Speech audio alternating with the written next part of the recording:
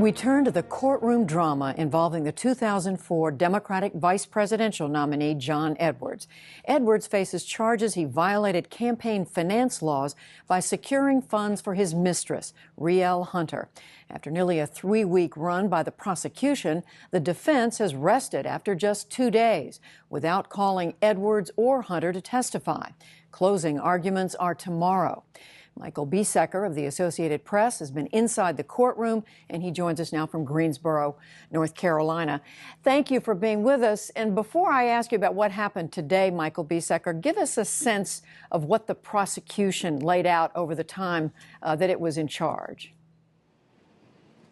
Well, the prosecution presented 14 days of testimony from very close friends of Edwards and former aides that presented him largely as a liar who lied about his affair, who lied about fathering a baby with his mistress, and who lied about his knowledge of the money and covering it up. They rested their case with an ABC interview from 2008 where he repeated all those lies and they played it for the jury.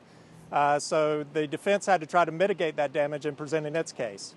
And how did the defense do that? And again, just over 2 days, what did the defense say?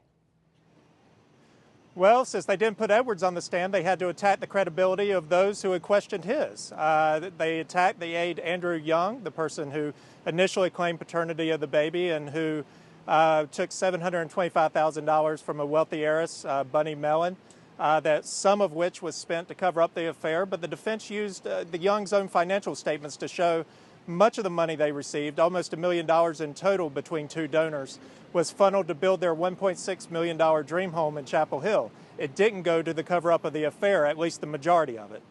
Is there a sense, an understanding of why the defense decided not to call John Edwards, a celebrated trial lawyer throughout most of his career, or Rielle Hunter, the mistress?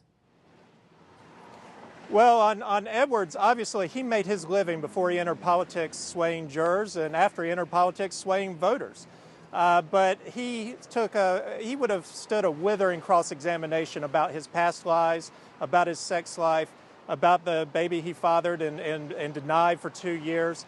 And I think when they did the risk analysis, they felt that the prosecution's case was weak enough that they didn't have to expose Edwards to the risk of what he might be forced to say on cross-examination. For Hunter, if the defense put her on the stand, that just would potentially remind jurors of the affair and the sordid tabloid nature of this whole scandal. What about the core of this, Michael Biesecker, the notion that a campaign finance law may have been violated here? The core of that argument?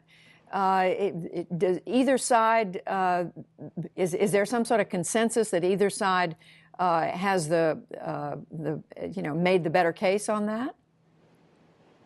Well, certainly the defense contends that Edwards had very little knowledge of the cover-up and the money used in it, but the defense has hammered that this was money that flowed from a third party, the wealthy donors, to another third party, the aide Young and the mistress Rielle Hunter. Edwards never touched the money. It never went through his campaign account, and therefore they argue that these were personal expenditures between two individuals that didn't have anything to do with the candidate or his campaign, essentially a gift. The prosecution counters that it was clearly a campaign finance violation because the money was intended to influence the outcome of the election, i.e. hiding the mistress from the public and keeping Edwards' campaign viable as he went through the early primaries in 2008.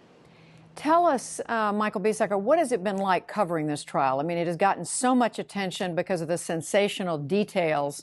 We've seen pictures of John Edwards coming and going with his parents, with his daughter. Tell us about that side of this trial. Well, for those of us from North Carolina, we watched John Edwards' meteoric rise from a local trial attorney to senator to vice presidential nominee for the Democratic Party. And as rapid as that rise was, his life fell apart even faster. And all the sordid details, some of which were previously unknown, about that fall have tumbled out into the courtroom. It's Shakespearean in its dramatic nature, and certainly there have been moments in the testimony, especially the testimony about his deceased wife, Elizabeth Edwards, in an argument they had at an airport in Raleigh where she ripped open her blouse when she challenged him about the affair. Some of that testimony was so emotional it sent his daughter, Kate Edwards, who's been sitting in the front row of the courtroom for most of the trial, fleeing in tears. The defense has tried to refocus from all that emotion, all that sex, all that scandal, back to the central technical legal issue of were these campaign finance violations and take the emotion out of it. And they had some success in trying to do that in the last 2 days. Well, closing arguments tomorrow. Michael Biesecker, we will be watching. Thank you. Thank you, Judy.